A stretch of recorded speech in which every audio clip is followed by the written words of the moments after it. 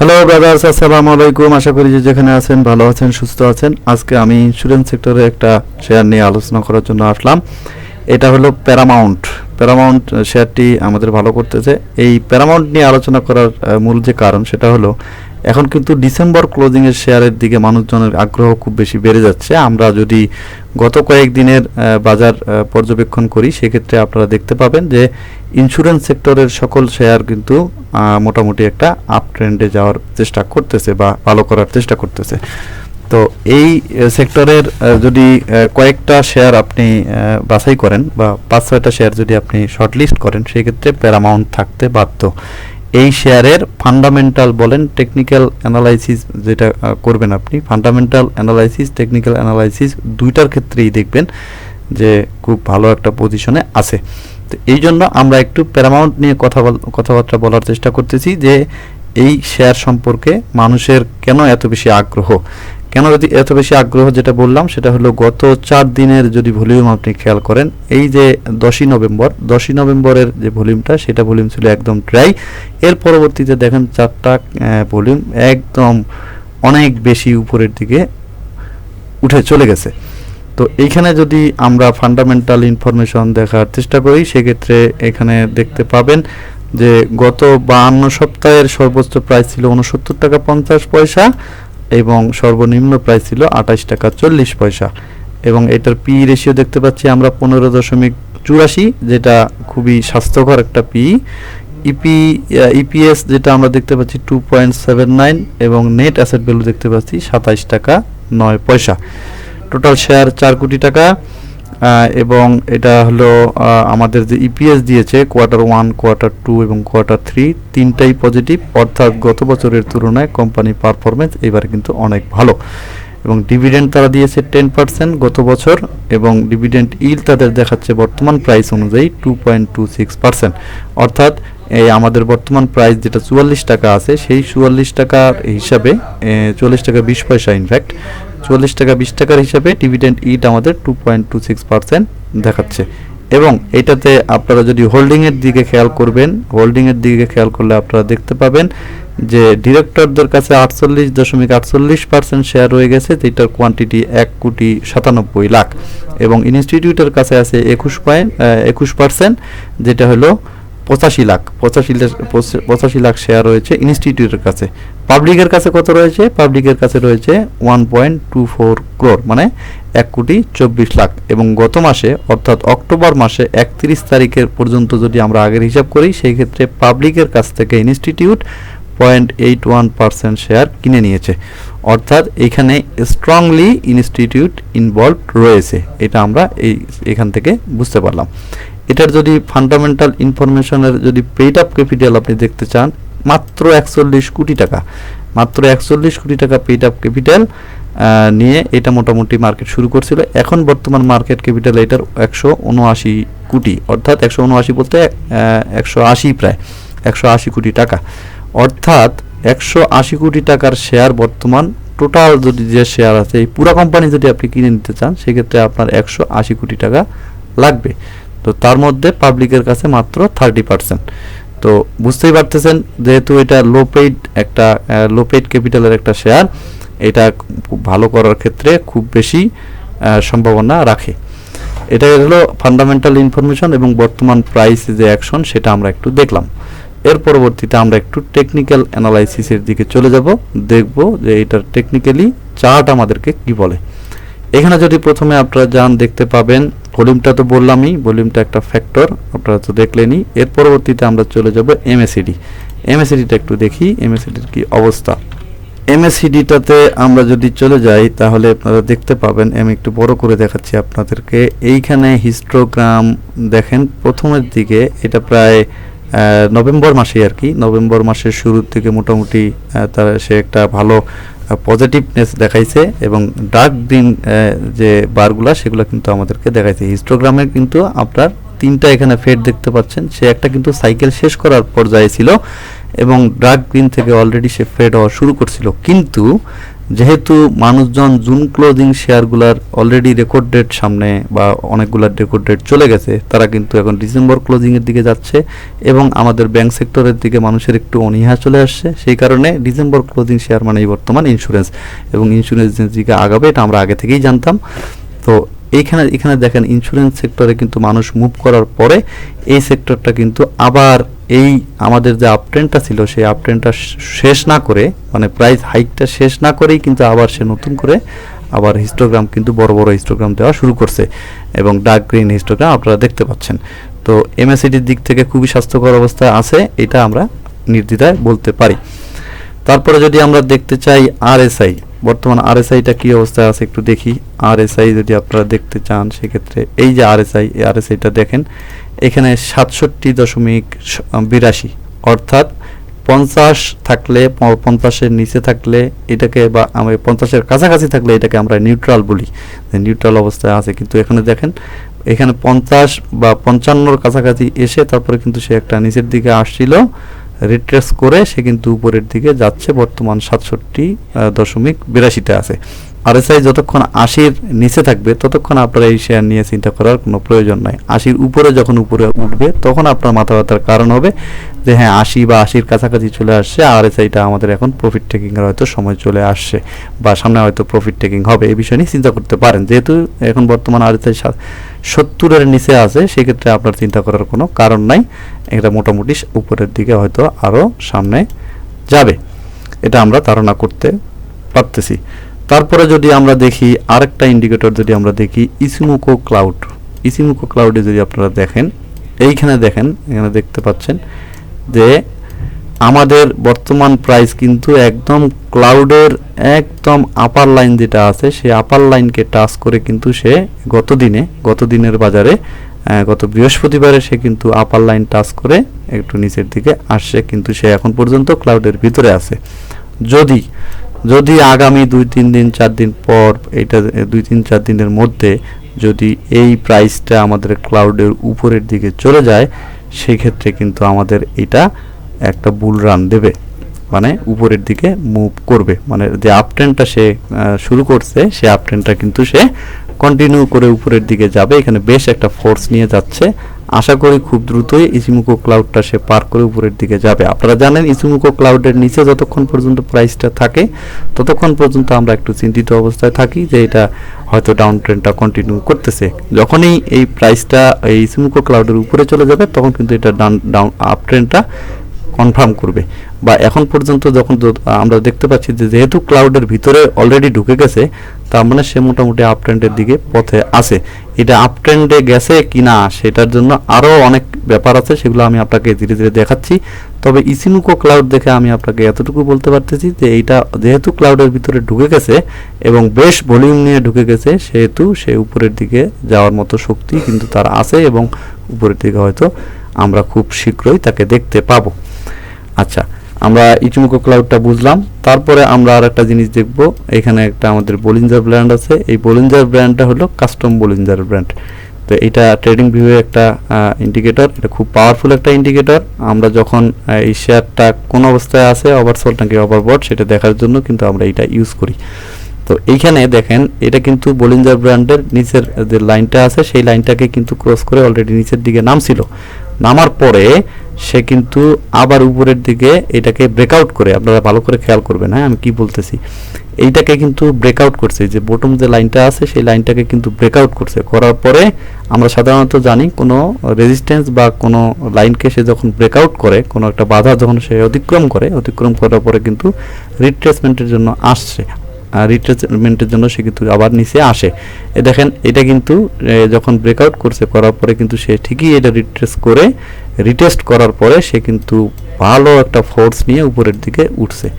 তো আমরা যেহেতু বলিঞ্জার ব্র্যান্ডের বটম লাইন ক্লোজ করে ব্রেকআউট করে উপরের দিকে আসে এবং এই ব্রেকআউটটাকে এই রিটেস্ট করার মাধ্যমে তারপরে কনফার্মেশন দিয়ে সে যখন উপরের দিকে উঠছে, তার মানে আমরা এটার অদূর ভবিষ্যতে এটাকে আরও উপরে দেখতে পারবো বলে আশা করতেছি। অন্তত পক্ষে যে আপার যে লাইনটা আছে সেটার কাছাকাছি আমরা আশা করতেছি যে এইদিকে হয়তো এই মুভমেন্টে, নেক্সট মুভমেন্টে হয়তো এইদিকে চলে আসার একটা সম্ভাবনা আছে। তারপরে আমি যদি আপনাদেরকে দেখাই, আমরা একটু স্মার্ট মানি কনসেপ্টে কিছু জিনিস দেখার চেষ্টা করব। স্মার্ট মানি কনসেপ্ট খুব শক্তিশালী একটা কনসেপ্ট, এটা সাধারণত আমাদের শেয়ার মার্কেটগুলো খুব স্ট্রংলি ফলো করে। সেই বিষয়গুলো আমি একটু দেখার চেষ্টা করব। আমরা দেখব যে এই যে সে আপ ট্রেন্ড বলতেছি, যে আপ ট্রেন্ড শুরু করছে বা আপ ট্রেন্ড আমাদের এখন শুরু হয়ে গেছে, তো সেই বিষয়টা কতটুকু যৌক্তিক, এবং এইটা যে উঠছে, যে ভিত্তিটা তৈরি করে উঠছে, যে নিচ থেকে সে ডাউন ট্রেন্ড কমপ্লিট করার পরে নিচ থেকে যে উপরের দিকে উঠলো, সেইটার যে ভিত্তিটা সেইটা কতটা স্ট্রং, এটা একটু দেখার চেষ্টা করব। এটা দেখার জন্য আমরা চলে আসলাম ট্রেডিং ভিউয়ের 1 আওয়ার চার্টে। 1 আওয়ার চার্টে যদি আপনারা দেখেন, এখানে দেখতে পাবেন এই যে একটা ট্রেন্ড লাইন, এখানে যখন ডাউন ট্রেন্ডে ছিল, লাস্ট যে ট্রেন্ডটা ছিল, এই ট্রেন্ডটাতে আপনারা দেখতে পাচ্ছেন একটা ট্রেন্ড লাইন আঁকা আছে। এই ট্রেন্ড লাইনকে কিন্তু সে ব্রেক করে, প্রাইসটা ব্রেক করে সে কিন্তু উপরের দিকে চলে গেছে। উপরের দিকে কিন্তু সে চলে গেছে। যখনই চলে গেছে তখন কিন্তু আমরা ওয়েট করতেছিলাম যে এটা কখন রিট্রেস করবে। তো যেহেতু এটা ব্রেক করার পরে যে রিট্রেসমেন্টে আসছে, সেটা কত পার্সেন্ট রিট্রেসমেন্টে গেছিল সেটা আমরা একটু দেখি। ট্রেন্ডটা শুরু হয়েছিল কোথায়? এই যে এখানে শুরু হয়েছিল, ট্রেন্ডটা শুরু হয়েছিল এখানে, এবং এই যে এখান থেকে সুইং লো এবং সুইং হাই আমরা কানেক্ট করে দিলাম। আপনারা দেখেন এই যে গোল্ডেন পকেট থেকে কিন্তু সে ব্যাক করছে। এই দেখেন এই যে 0.5 এর যে লাইনটা এবং 0.61 এর যে লাইনটা, 618 এর যে লাইনটা, এইখান এই মাঝখান থেকে কিন্তু সে ব্যাক করছে। তার মানে এখানে গোল্ডেন জোন আমরা যেটাকে বলি, আপনারা আরো একটু স্পষ্ট দেখতে পাবেন। আমি ইন্ডিকেটরটা একটু অফ করে দিই।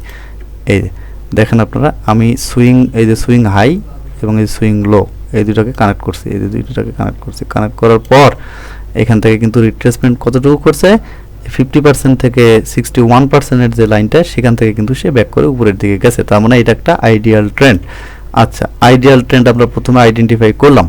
করার পরে আপনারা দেখতে পাচ্ছেন যে এইখানে একটা রেজিস্ট্যান্স ছিল, সেখানে কিন্তু সে মোটামুটি একটা ভালো একটা অনেক দিন বা অনেক সময় ধরে কিন্তু এখানে একটা কনসলিডেশনে সে ছিল, একটা জোনের মধ্যে কিন্তু ঘোরাঘুরি করতেছিল। করার পরে সে রিট্রেসমেন্ট যখন শেষ হলো, তারপরে কিন্তু সে একটা বেশ ভলিউম নিয়ে কিন্তু উপরের দিকে উঠে চলে গেছে। এখন উপরের দিকে যে উঠে চলে গেছে, এইখানে ফেয়ার ভ্যালু গ্যাপ এবং অর্ডার ব্লকগুলো একটু দেখার চেষ্টা করবেন।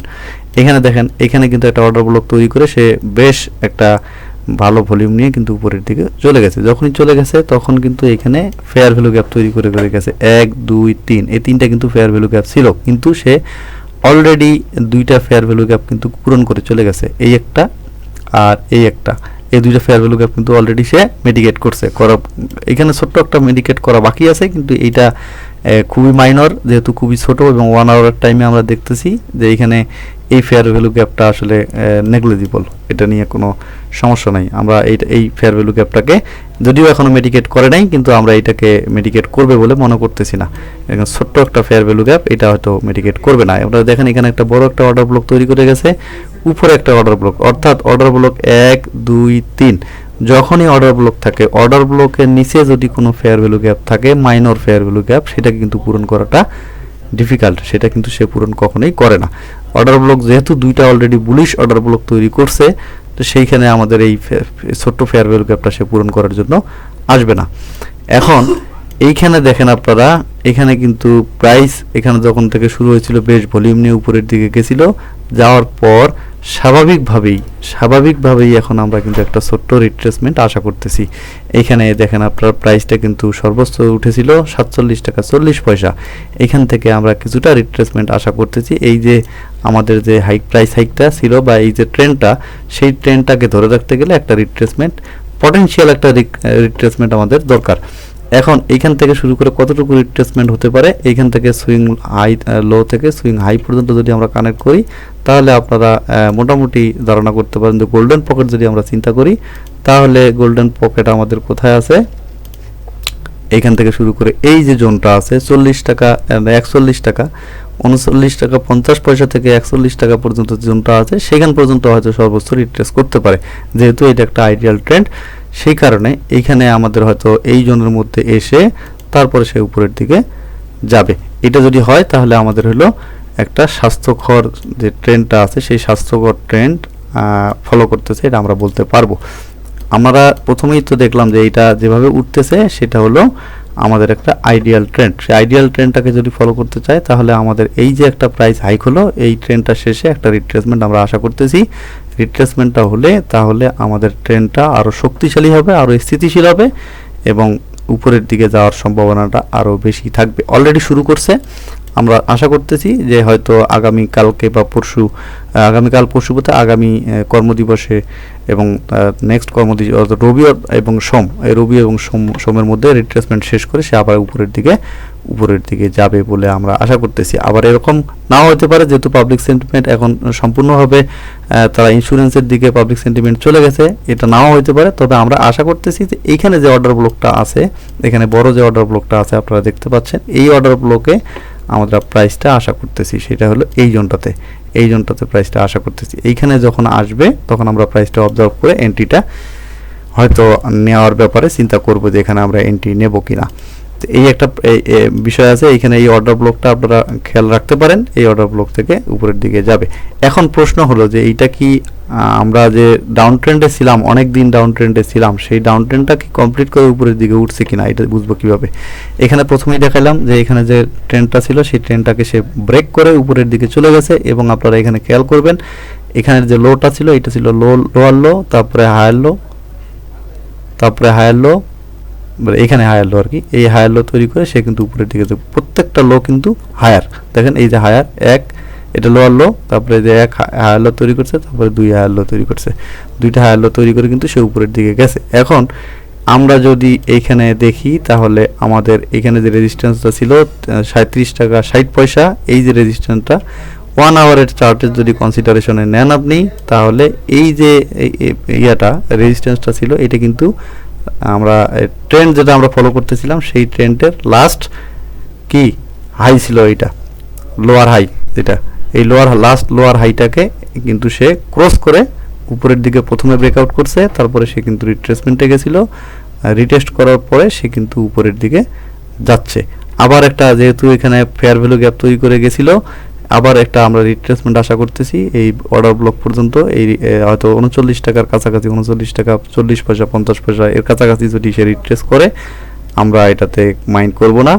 এই রিট্রেসমেন্ট করার পর সে আবার উপরের দিকে যাবে বলে আমরা আশা করতেছি। তো এতক্ষণ আপনাদেরকে যা কিছু দেখাইলাম সকল টেকনিক্যাল এবং ফান্ডামেন্টাল অ্যানালাইসিসের যে বিষয়গুলো, মূল যে ছোট ছোট বিষয়গুলো, হয়তো অনেক কিছু বাদ পড়ে গেছে, তারপরেও যতটুকু দেখাইছি আমার কাছে যতটুকু চোখে পড়ছে আপনাকে দেখানোর চেষ্টা করছি। তো এই সব কিছু বিবেচনায় আমার কাছে মনে হচ্ছে এই শেয়ারটা সামনের দিকে ভালো করার খুব ভালো একটা পসিবিলিটি আছে। তো সে কারণে আমরা আশা রাখতেছি যে এখান থেকে আমরা একটা ভালো প্রফিট গেইন করতে পারবো ইনশাআল্লাহ। তো সে কারণে আমরা মোটামুটি এই শেয়ারের সম্পর্কে সবাই সচেতন থাকার চেষ্টা করব। যদি আপনারা ইন্টারেস্টেড থাকেন সেই ক্ষেত্রে আপনারা সিদ্ধান্ত নিজেরা নিতে পারেন। আমার এই ভিডিওটা কোনো ধরনের বাই বা সেল নির্দেশ করে না, আপনারা আমার ভিডিও দেখে কোনো ধরনের সিদ্ধান্ত নেবেন না, নিজের বিবেক বুদ্ধি খাটিয়ে আপনারা সিদ্ধান্ত গ্রহণ করতে পারেন। আমাদের টেলিগ্রাম চ্যানেলের মধ্যে সবাই যারা আছেন তারা তো আসেনি, আর যারা এখনও জয়েন করেন নাই জয়েন করে নিতে পারেন। এখানে আমরা বিভিন্ন ধরনের শেয়ার নিয়ে আলাপ আলোচনা হয়, টেকনিক্যাল অ্যানালাইসিস, ফান্ডামেন্টাল অ্যানালাইসিস এবং কোন সেক্টরের ক্ষেত্রে কোনটা ট্রেন্ডে আছে কোনটা ট্রেন্ডে নাই এবং ইন্ডেক্সের কি অবস্থা, এই সমস্ত বিষয়গুলো নিয়ে কিন্তু আমরা টেলিগ্রাম চ্যানেলে আলাপ আলোচনা করি। আপনারা যারা আমাদের সাথে কানেক্ট থাকতে চান টেলিগ্রাম চ্যানেলে যুক্ত হতে পারেন। আর যারা আমাদের ইউটিউব চ্যানেলটা এখন পর্যন্ত সাবস্ক্রাইব করেননি, সাবস্ক্রাইব করে বেল বাটনে ক্লিক করে দিবেন, তাহলে আমাদের সাথে সরাসরি কানেক্ট থাকতে পারবেন, আমাদের সকল ভিডিও আপনাদের কাছে চলে যাবে। আর যারা সাবস্ক্রাইব অলরেডি করে ফেলেছেন তাদেরকে অসংখ্য ধন্যবাদ। ভালো থাকবেন সবাই, আল্লাহ হাফিজ।